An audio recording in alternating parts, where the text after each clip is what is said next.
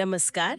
आज हम श्री ललिता सहस्रनामा स्तोत्रम के पहले श्लोक पर एक गहरी चर्चा करने वाले हैं। हमारे पास जो स्रोत सामग्री है वो सिर्फ एक श्लोक के पीछे छिपे गहरे अर्थ और उसकी शक्ति को समझने में हमारी मदद करेगी। श्लोक है ओम श्री माता श्री महारागी श्रीमत् सिंहासनेश्वरी चिदग्नि कुंड संभूता देव कार्य समुद्यता। तो हमारा इरादा है कि इस शक्तिशाली श्लोक में जो ज्ञान है उसके अलग अलग पहलुओं को समझें। चलिए शुरू करते हैं। तो शुरुआत होती है ओम श्री माता से। ये सुनते ही मतलब एक बहुत अपना सा भाव आता है ना। संपूर्ण जगत की माँ, पोषण देने वाली, करुणामयी जननी, एक सुरक्षा और स्नेह का एहसास होता है। बिल्कुल सही कहा। ये मातृत्व का वो जो सबसे शुद्ध रूप है उसका प्रतीक है। और फिर देखिए तुरंत बाद आता है श्री महाराज्ञ। वो सिर्फ माँ नहीं है, वो पूरे ब्रह्मांड की साम्राज्ञी है, सर्वोच्च सत्ता। हाँ, माँ और रानी।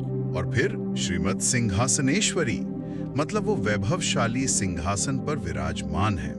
तो ये दोनों उपाधियां साथ में उनके शासन, उनकी शक्ति, उनके ऐश्वर्य को दिखाती हैं। ये सिर्फ कोई पदवी नहीं है, ये एक तरह से कॉस्मिक ऑर्डर पर उनका नियंत्रण दिखाता है। माँ भी और महारानी भी, कमाल का संयोजन है। लेकिन इसके बाद का जो हिस्सा है चिदग्नि कुंड संभूता, वो मुझे हमेशा से क्या कहते हैं, बहुत रहस्यमय और गहरा लगता है। स्रोत कहता है चेतना की अग्नि के कुंड से उत्पन्न हुई है।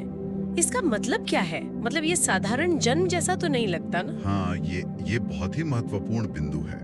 देखिए, चिद का अर्थ है शुद्ध चेतना, ज्ञान। अग्नि यहाँ सिर्फ आग नहीं बल्कि ऊर्जा है, प्रकाश है, रूपांतरण का प्रतीक है। अच्छा। और कुंड मतलब स्रोत या जहाँ से उद्गम होता है। तो चिदग्नि कुंड संभूता का सीधा सा अर्थ हुआ कि वो परम शुद्ध ज्ञानमयी चेतना की अग्नि से स्वयं प्रकट हुई हैं। स्वयं प्रकट हुई हैं। हाँ, उनका जन्म हमारी तरह किसी कारण से नहीं हुआ। वो सृष्टि का जो मूल कारण है, वो निराकार सत्य, उससे अभिन्न है। ये उनके दिव्य, अमूर्त और स्वयंभू होने का संकेत है। वो अपनी इच्छा से प्रकट होती है। चेतना की अग्नि से प्रकट होना, वाह! ये तो उनके स्वरूप को एकदम अलग ही स्तर पे ले जाता है। वो शक्ति का स्रोत है, ज्ञान का प्रकाश है।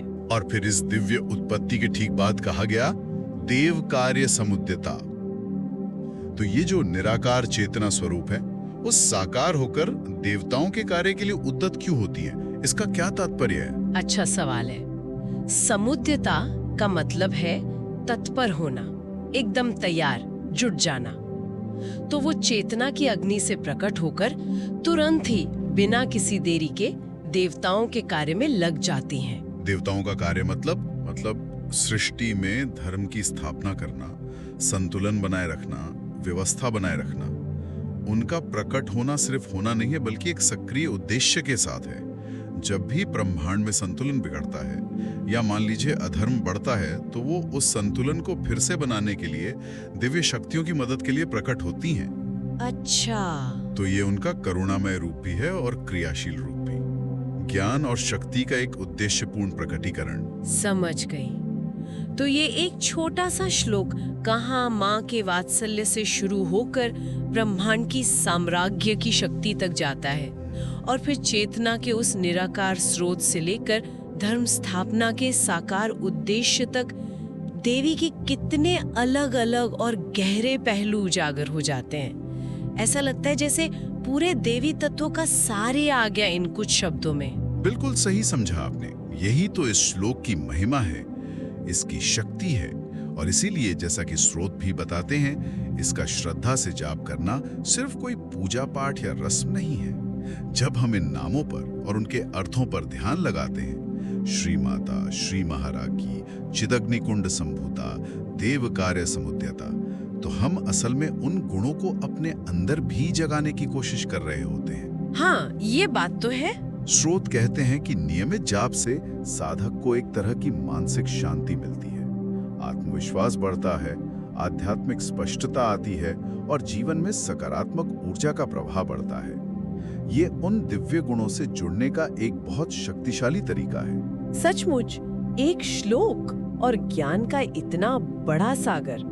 हमने देखा कैसे देवी ललिता प्रेम और पोषण यानी श्री माता से लेकर सर्वोच्च अधिकार यानी श्री महारागी, श्री मत सिंहासनेश्वरी तक, और फिर परम चेतना के स्रोत वो चिदग्नि कुंड संभूता से लेकर ब्रह्मांडीय उद्देश्य की पूर्ति देव कार्य समुद्धिता तक का प्रतिनिधित्व करती हैं। सब कुछ इसी एक श्लोक में। हाँ, और यहाँ पर एक विचारणीय बात छोड़ जाते हैं जो स्रोत से ही निकली है। ये जो अवधारणा है चेतना की अग्नि से उत्पन्न होना, अगर कोई इस पर गहराई से सोचे, मनन करे, तो उसे अपनी खुद की आंतरिक रचनात्मक ऊर्जा के बारे में या अपनी बुद्धि, अपनी सोई हुई शक्तियों के बारे में क्या कोई नई दृष्टि मिल सकती है। शायद वो चेतना की अग्नि हम सबके अंदर भी कहीं ना कहीं मौजूद है, बस उसे पहचानने की, जगाने की जरूरत है। इस पर सोचा जा सकता है।